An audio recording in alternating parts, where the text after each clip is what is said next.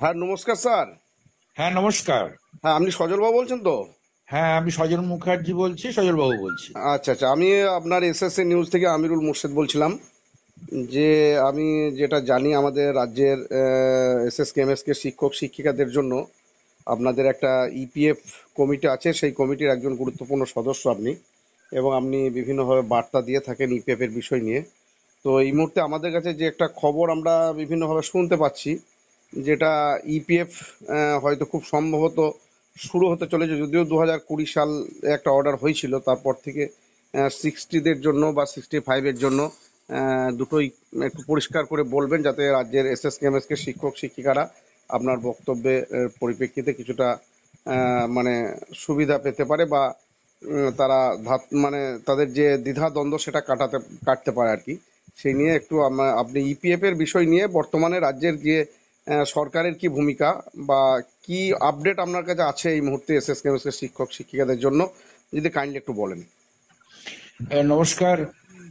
আমি আমাদের আপনার চ্যানেলে কাঞ্চন মণ্ডলের একটা বক্তব্য আমি শুনলাম।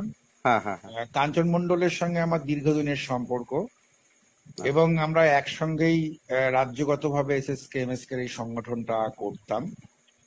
এবং সেই বক্তব্যটা শোনার পরে উনি ইপিএফ এর প্রশ্নে 60-65 প্রশ্নে বেশ কিছু বক্তব্য রেখেছেন, হ্যাঁ হ্যাঁ হ্যাঁ, ঠিক। এবং সেখানে ইপিএফ কমিটির কথা উল্লেখ করেছেন। আমি ওনাকে অসংখ্য ধন্যবাদ জানাই যে ইপিএফ কমিটির এই বক্তব্যটাকে উনি তুলে ধরেছেন।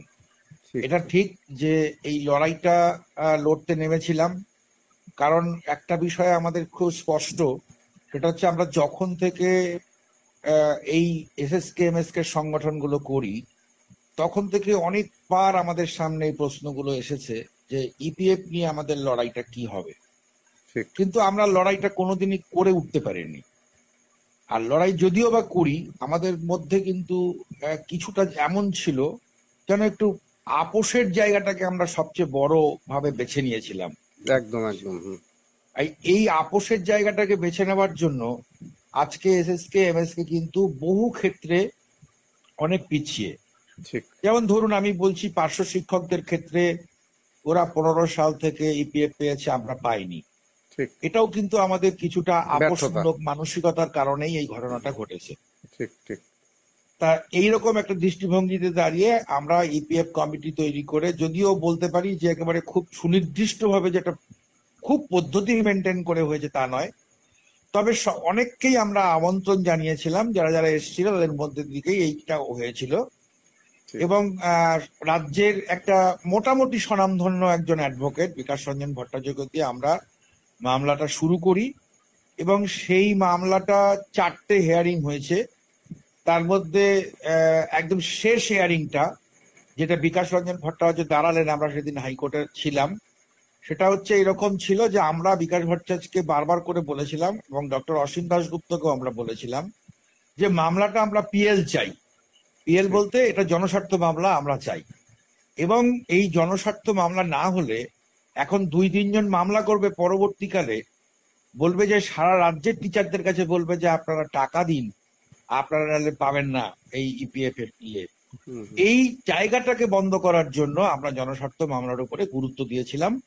এবং বিকাশ রঞ্জন ভট্টাচার্য শেষ হিয়ারিং এর দিন যিনি জজ ছিলেন তার কাছে বললেন যে এটা জনস্বার্থ মামলা, উনি ডিমান্ড করলেন। তখন আচ্ছা সেই জজ এটা প্রধান বিচারপতির কাছে পাঠিয়ে দিলেন।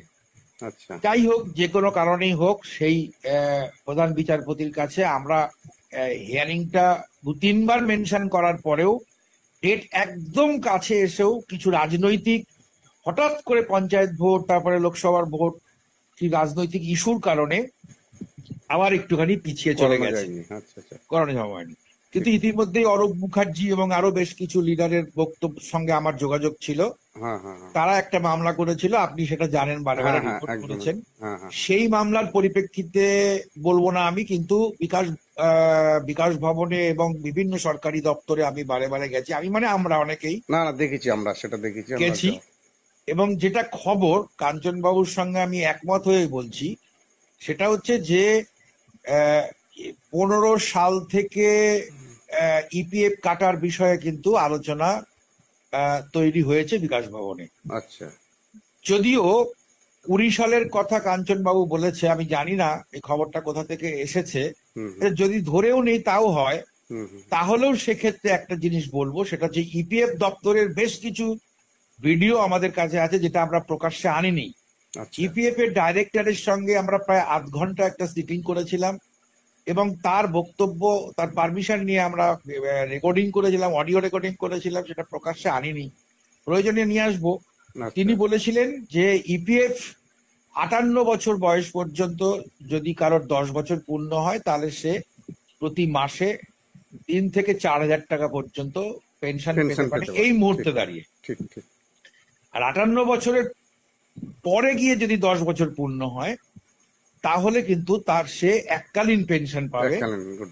সেটা হচ্ছে টেনিসি পেনশন তাকে বলা হয়। একদম একদম। আর আরেকটা বিষয় এখানে উল্লেখ করে আমি বলি, সেটা হচ্ছে যে 65 পর্যন্তই কিন্তু ইপিএফ কাটা হ্যাঁ, হবে। এইটাই আমি বলতে চাইছিলাম, তাহলে 60-65 উভয়ের ক্ষেত্রে ইপিএফ তো কাটা হবে তো 58 বছর পর্যন্ত? একদম, একদম, আচ্ছা, 60 ঠিক। 65 উভয়ের ক্ষেত্রেই পেনশন কাটা হবে। এবং 58 বছর পর্যন্ত যাদের 10 বছর হবে, আমি আমি আপনাকে একটু জায়গাটা বলি। 58 বছর যে টাকাটা 12%, হুম যদি হুম সেটা হুম, 2000 টাকা হয়, তাহলে 2000 টাকা একজন, আমরা দেবো 2000 টাকা, সরকার সরকার দেবে দেবে দু দু হাজার হাজার টাকা টাকা ঠিক। তাহলে 4000 টাকার মধ্যে 50% টাকা চলে যায় ওই গ্র্যাচুইটি ফ্যাচুইটি ইত্যাদি ফান্ডে চলে হুম যায়। হুম হুম, আর 50% টাকা চলে যায় পেনশন ফান্ডে। কিন্তু 58 বছর পর্যন্ত এই ঘটনাটা ঘটে। আচ্ছা 58 পরে গিয়ে কিন্তু পুরো টাকা পেনশন ফান্ডে আর যায় না, পুরো টাকাটাই ওই গ্র্যাচুইটি ফ্যাচুইটির মধ্যে ঢুকে যায়, আচ্ছা পুরোটা আচ্ছা 4000 টাকায় ওইখানে ঢুকে যাবে। আচ্ছা এবং সেই জন্য ওই টাকাটা তখন এককালীন পেনশন আকারে দিয়ে দেওয়া হয়, এবং সেটা 65 বছর যারা হবে তারাও পাবে।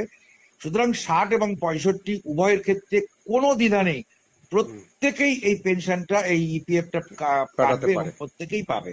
আচ্ছা আচ্ছা। আমি এই জায়গাটাই শুধু একটু ক্লিয়ার করার জন্য আমি বললাম, যাতে আপনার চ্যানেল যথেষ্ট জনপ্রিয় চ্যানেল, এবং আপনার চ্যানেলের বিশ্বস্ততা এবং নিরপেক্ষতা আমার কাছে অন্তত মনে হয়েছে এই মুহূর্তে যথেষ্ট ঠিক ভালো। ঠিক। সেই অসংখ্য জন্য আমি ধন্যবাদ বক্তব্যটা স্যার, রাখলাম। আপনাকে অসংখ্য ধন্যবাদ। তো ইপিএফ এর বিষয় নিয়ে বিস্তারিত জানতে গেলে অনেক সময় লাগবে। আমি পরবর্তীতে আপনার আরেকটা ইপিএফ এর বিষয় নিয়ে আমি ভিডিও খুব শীঘ্রই নেব, এবং রাজ্যের, বিশেষ করে রাজ্যের শিক্ষক শিক্ষিকাদের যাতে এই মানে সুবিধা হয়, বা তারা যাতে সঠিক তথ্যটা জানতে পারে। কারণ আমরা যেটা লক্ষ্য করে দেখেছি, আপনি ইপিএফ এর বিষয়ে অন্ততপক্ষে রাজ্যের অন্যান্য সমস্ত নেতৃত্ব থেকে অনেকটাই এগিয়ে আছেন, বা ইপিএফ এর বিষয় নিয়ে আপনি যথেষ্ট তদারকি করছেন। তো আশা করছি 60-65 সকলেই ইপিএফ এর সুযোগটা পাবে, এবং আপনারা সেই দিক দিয়ে তদবির করবেন। এটুই আপনাকে আমরা আমার চ্যানেলের পক্ষ থেকে আপনার কাছেও আবেদন রাখছি, এবং রাজ্যের শিক্ষক শিক্ষিকারা আপনার এই মূল্যবান বক্তব্যে আশা করছি উপকৃত হবে। আজকের মতো আপনাকে ধন্যবাদ জানিয়ে শেষ করছি স্যার। নমস্কার। নমস্কার।